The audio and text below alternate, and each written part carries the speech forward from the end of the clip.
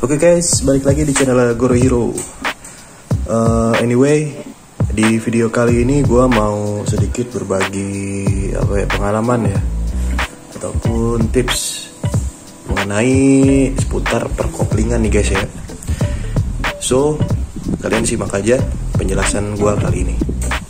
Jadi gini guys, seperti apa dan ciri-cirinya ketika kopling motor kalian itu sudah habis kampasnya ya, maksudnya.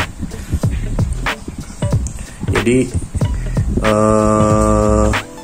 ini untuk motor apapun selama dia itu mempunyai kopling basah terutama ya. Apa sih ciri-cirinya kalau koplingnya itu udah kemakan ataupun udah mau habis? Ada beberapa ciri-ciri guys yang bisa dirasa kita sebagai owner motor tersebut. Yang pertama ialah motor ketika dalam keadaan mesin hidup, masuk gigi agak keras ketika kita injek persnelingnya, lalu ketika ingin menetralkan juga agak susah, sering loncat dari 2 pengen netral tiba-tiba 1 pengen netral tiba-tiba masuk gigi 2. Jadi seperti itu guys yang ciri-cirinya. Terus tiba-tiba pas masuk gigi 1 tuh agak terlalu kasar atau nyentak.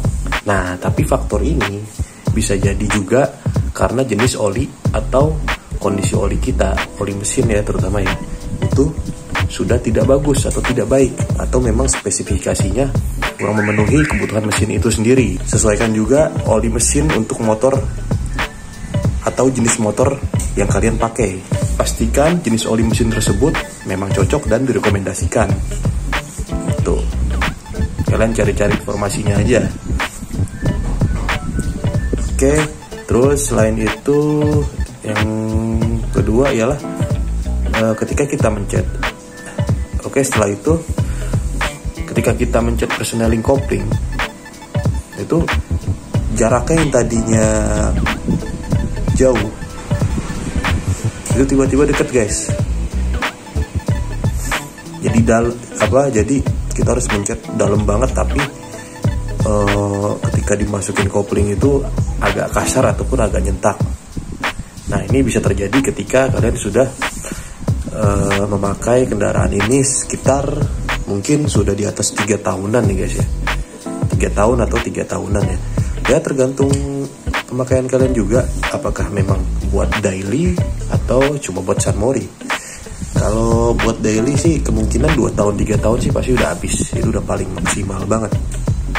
Dan tanda-tandanya itu seperti yang gua kasih tahu tadi, gejalanya, persnelingnya itu, jadi kita mencetnya itu agak udah dalam ini, kita mencet persnelingnya itu motor masih nyentak, beletak gitu. Jadi harusnya segini udah enak masuknya, tapi ini harus pol, tapi masih kasar itu juga. Nah, setelah itu coba kalian setel dulu koplingnya, bisa di bagian sebelah sini ataupun setelan yang di atas.